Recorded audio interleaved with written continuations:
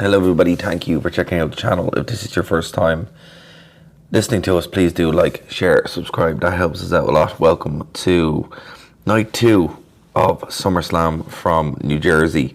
If my voice sounds shot, it's because it is. A lot of booing Cody Rhodes, so I do apologise.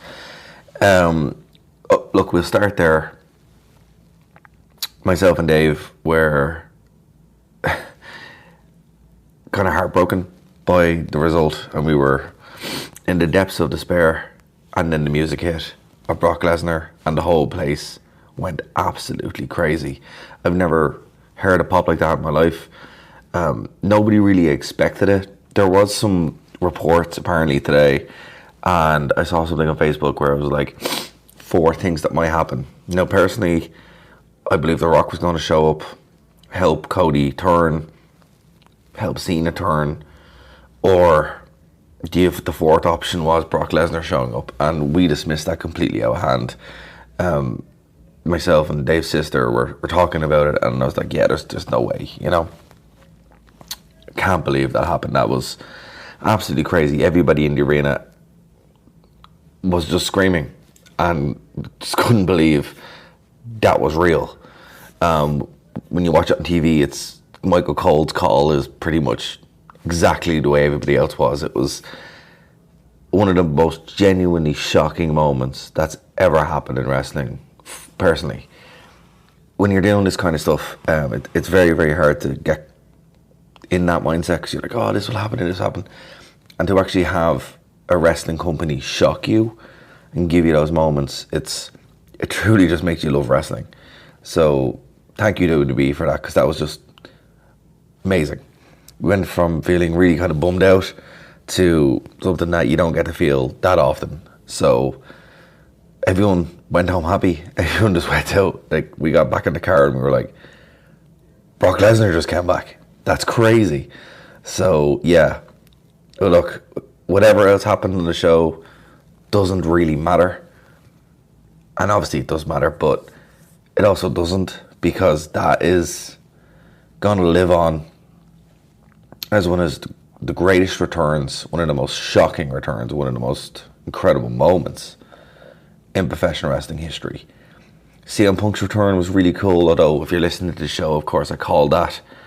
And that was a great return, and I'd imagine the reaction in that arena was very similar to tonight. But nobody had Brock Lesnar on their bingo card. It was mentioned, there were some comments, but nothing that anyone was saying, yeah, this is 100% going to happen. Pretty much everybody in that arena was expecting The Rock to show up. The Rock didn't show up. And even when, Cena had lost, I was sitting there thinking, I'm like, how are they going to... So they just retroactively wipe The Rock being there. For what? What's the purpose? When the music hit, again, I was shocked that it was happening, but I wasn't really thinking until we went back and watched it on TV. He's Cena's greatest rival. So obviously he's going to have a feud with Cena. That's probably going to be the retirement feud. And then Brock is going to be there to go after Cody. Very interesting story. A story we haven't actually seen before. So, yeah, I mean, we went from, well, personally, I went from being another year of this garbage to a very, very interesting feud. 2 very interesting feuds. And kind of a path forward now for WWE that really shakes it up at the top level. So it was very, very cool to see. The actual main event itself, look, street fights are what they are. Had some really good spots. John Cena was very impressive. One of his best performances in a very long time. Cody as well. I mean, look, I'm not a Cody fan. If you're listening to the show, you know that very well. If you're not, I don't like Cody Rhodes. This incarnation, I did like Stardust. I did like Dashing and Damage Cody Rhodes. I just don't like this version, the American Nightmare. But look, it was nice to be in a crowd of people who also did not like Cody Rhodes. But that being said, he was very impressive in this match. There was only one part that kind of, 2 bits that lost me in it. When they went underneath the stage and then they came up through Cody's elevator, that was a bit lame. kind of had to suspend my disbelief a bit too much for that. And the actual ending, me and Dave were saying, hey, Cena, you don't do well with tables. Every time you try to do a table spot, it backfires, and sure enough, that's what got him into the crossroads for the finish. But the Super AA was incredibly impressive.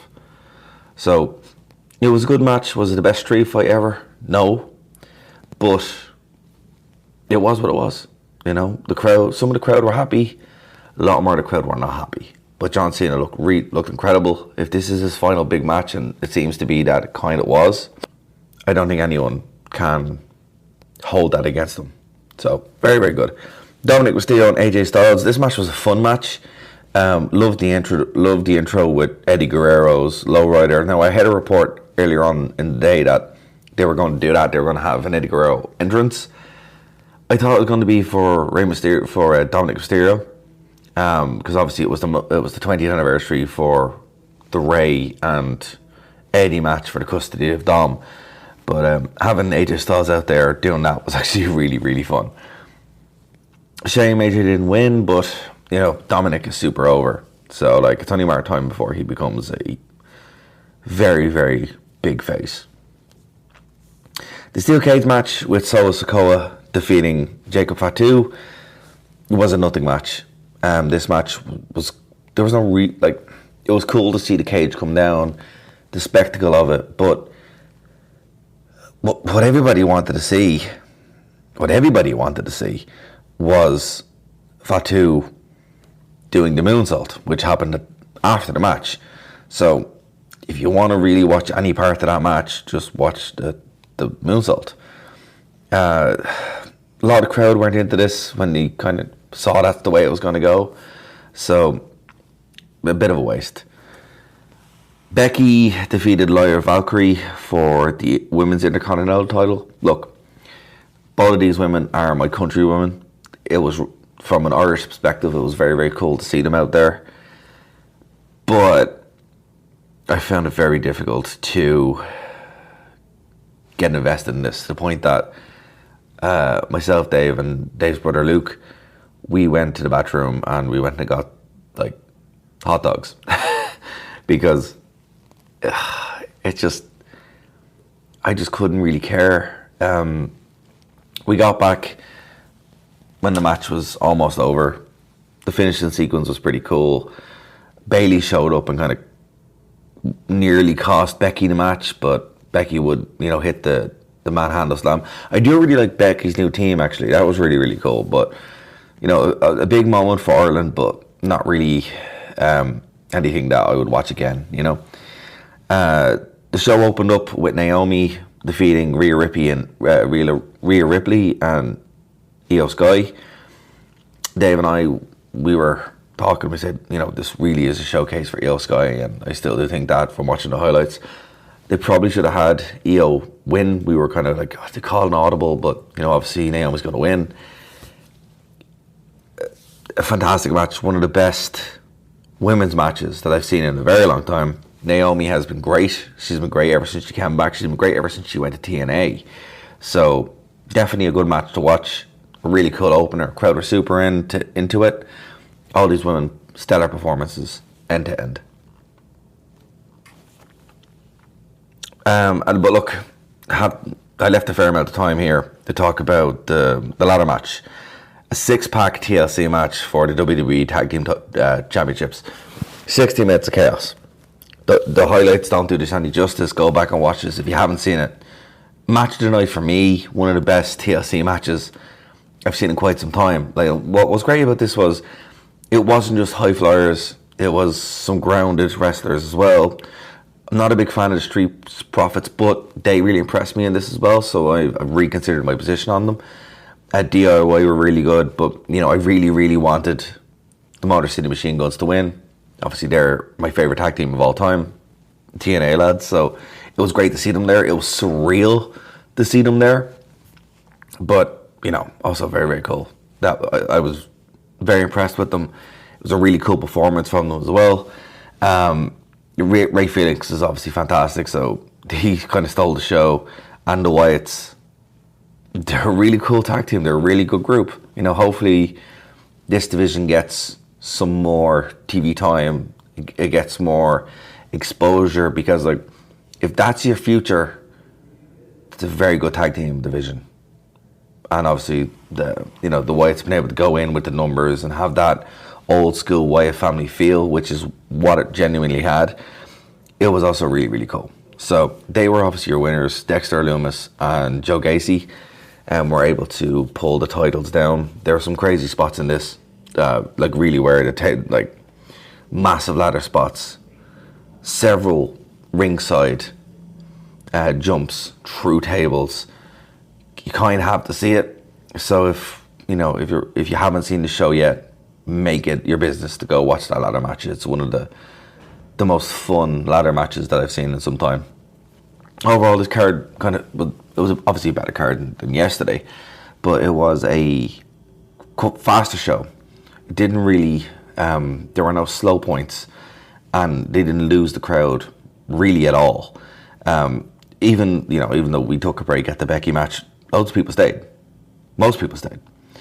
You can skip the cage match, but people still really enjoyed it as well. Overall, very fun show. Ending could have been catastrophic, but having Brock Lesnar come out as well saved the show, even, so everyone went home happy. Overall, this SummerSlam 2-night thing, it's a bit of a gamble, because some people aren't going to go. Some people might consider the first night to be lesser. And look, there were more people there today. There were parts of the stadium tarped off last night. That wasn't the case. We experienced it when we were leaving the arena, that there were a lot more people there tonight than there were yesterday. However, it is very worth it, having the 2 nights to kind of give the 6 matches time to breathe. Obviously, you had your cash in being the talk of the town, and then today it was Brock Lesnar. So if we had had the 1 nights, one of those would have had to take precedent, and it didn't really have time to sink in, because we had the whole day to think about Seth Rollins cashing in on CM Punk and what that means. And then when you went in, it's like, okay, well, who's going to win tonight? It's kind of genius. It's a really interesting way going forward. But look, I'm going to leave it there. Guys, thank you so much for listening in. Thank you for the interaction on the channel. What did you think about SummerSlam? Please like, share, subscribe, and leave your comments below. I'd love to hear from them, and we'll talk to you in the next one.